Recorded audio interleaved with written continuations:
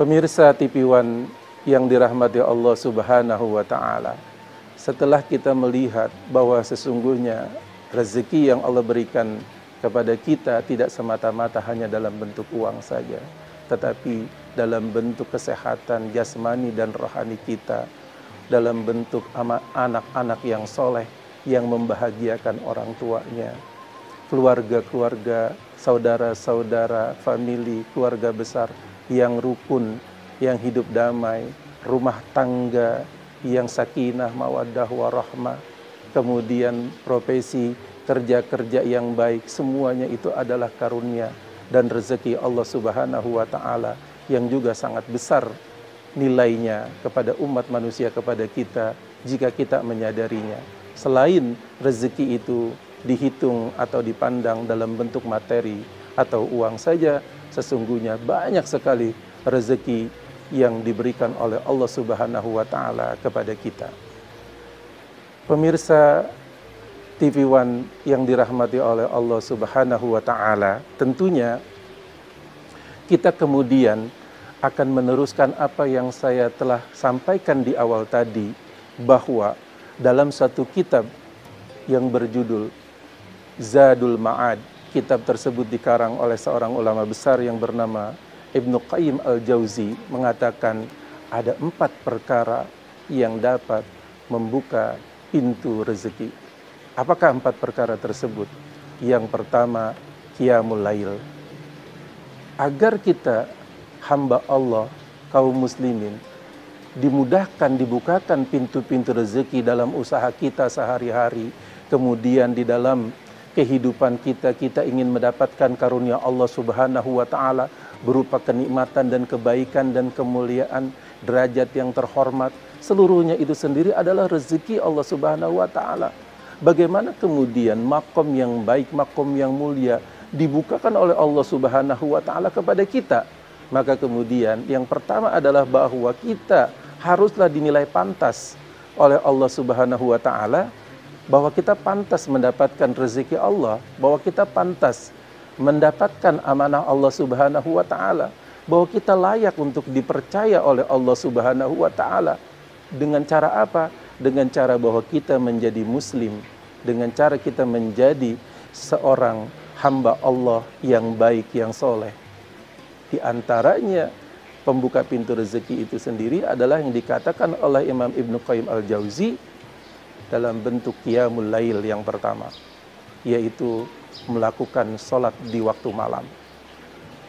Qiyamul lail yang dimaksud atau sholat malam yang dimaksud adalah bukan hanya terkait dengan sholat fardu saja ataupun sholat isya pada jam 8 atau jam 7 malam, akan tetapi yaitu dilakukan pada sepertiga malam yang terakhir.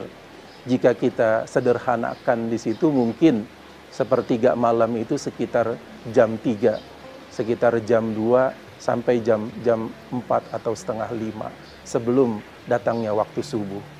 Nah, pada masa itulah kemudian adalah waktu-waktu yang mustajabah, waktu-waktu yang mudah dikabul oleh Allah Subhanahu wa Ta'ala. Orang yang melaksanakan qiyamul lail, Allah Subhanahu wa Ta'ala telah firmankan di dalam Al-Quran, A'udzubillahi minasyaitonirrajim, Bismillahirrahmanirrahim. Wa minal laili fatahajjad bihi nafilatan lak asa ayyab'asaka rabbuka maqaman mahmuda.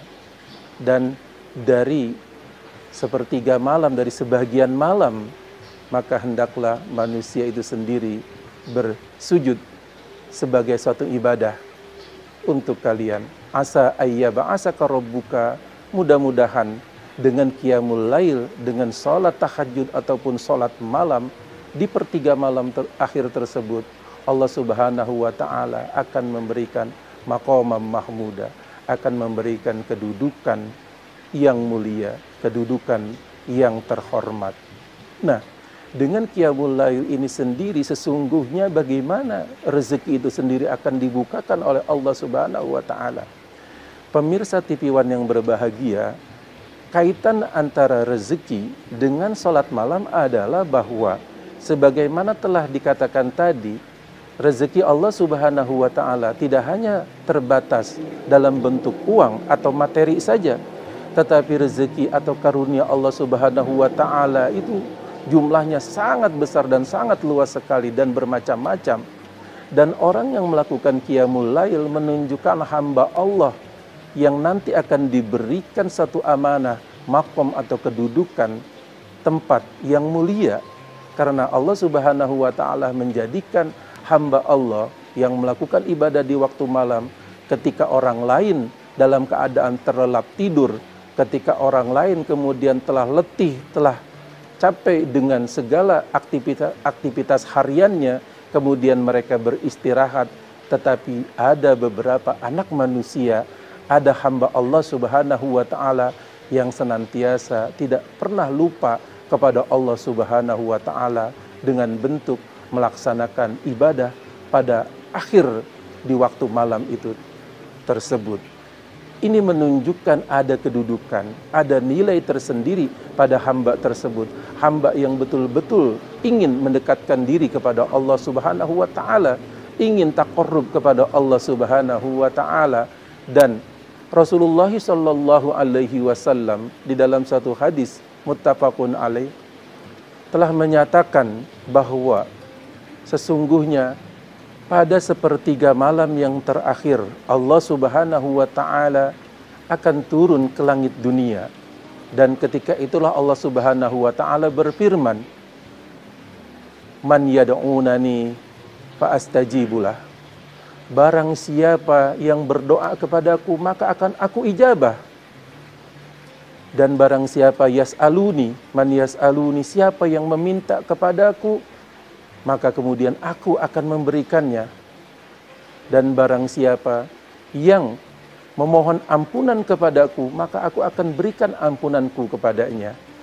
Maka dalam kaitannya dengan orang yang melakukan ibadah qiyamul lail dan kemudian dia memohon kepada Allah Subhanahu wa Ta'ala di dalam qiyamul lailnya, ketika dia memohon istighfar, dia memohon ampun, maka Allah akan ampuni kita. Dan kalau kita kemudian berdoa, apa yang menjadi keinginan kita, harapan kita, doa kita insya Allah akan lebih diijabah oleh Allah Subhanahu wa Ta'ala dalam waktu-waktu ketika kita melakukan ibadah qiyamul lail, dalam kita melakukan misalnya sholat tahajud di pertiga akhir di waktu malam. Dan kata Rasulullah sallallahu alaihi wasallam sendiri bahwa sesungguhnya Allah telah berfirman, dan barang siapa yas'aluni, orang itu meminta kepadaku, maka aku akan memberikan apa yang dipinta oleh hambaku kepadaku. Maka qiyamul lail sepertiga malam adalah waktu yang sangat mustajab, yang kemudian jika dilakukan oleh hamba Allah Subhanahu wa Ta'ala, oleh seorang muslim, itu akan lebih dekat dikabul oleh Allah Subhanahu wa Ta'ala.